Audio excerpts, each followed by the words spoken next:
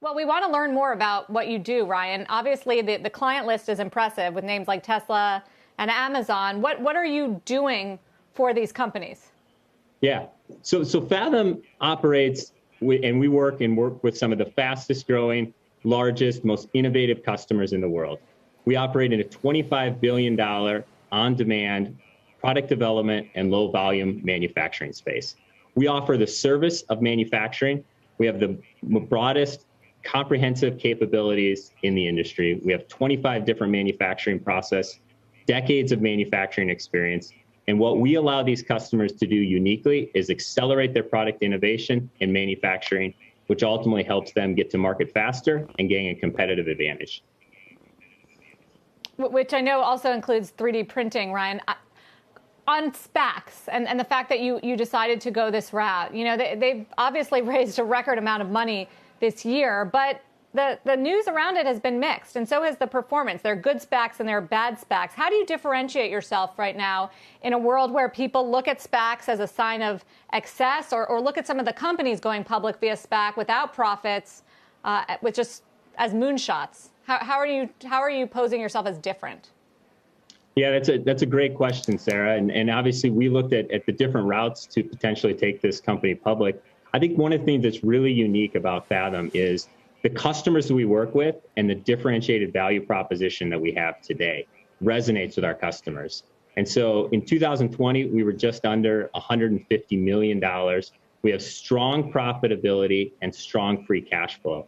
And it's because of the customers we serve, the differentiated solution that we're able to offer. And so we think, you know, this is the right time for us to go public, to continue to build on where we're at. And we really look at the macro trends around Industry 4.0 that align incredibly well with the Fathom manufacturing platform and the customers that we serve. And so we're excited about where we're at and the future opportunity that we have ahead of us, Sarah.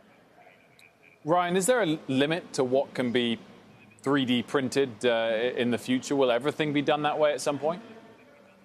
I truly believe that 3D printing is going to change the way that products are designed, developed, and manufactured. But I also believe that 3D printing is not a solution for everything.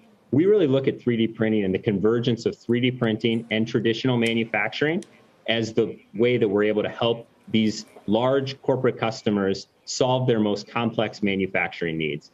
And so we're a diversified manufacturer across 3D printing and traditional manufacturing. We have 25 different manufacturing. These corporate customers come to us with their complex manufacturing challenges, and we're able to provide a unique solution based on decades of manufacturing experience, leveraging hybridized manufacturing. And so really that's where I think the value of additive and 3D printing is going to be. I do believe that 3D printing technologies are going to move from prototyping into low and mid-volume production, and we're going to be uniquely positioned to take advantage of that opportunity in the future. As you scale, is there a disproportionately large benefit to you because of less need to hire more workers, more automation, more AI, more robotics? Does that apply or not? Yeah, 100%. You know, the corporate customers that we work with are some of the fastest, largest growing companies in the world. And they're having to innovate products faster than ever before. They're dealing with significant supply chain disruption. They're trying to find suppliers that can do more for them, that can help them drive innovation. And that's exactly what we do. These trends all play incredibly well into the platform that we've built. And from an investor's perspective, you know, 3D printing, if you want to take a bet on the 3D printing space and how it's going to change manufacturing, we're agnostic to any technology. And so there's a lot of technologies that have came out. We're going to adopt whatever technology is best to serve the needs of our corporate customers.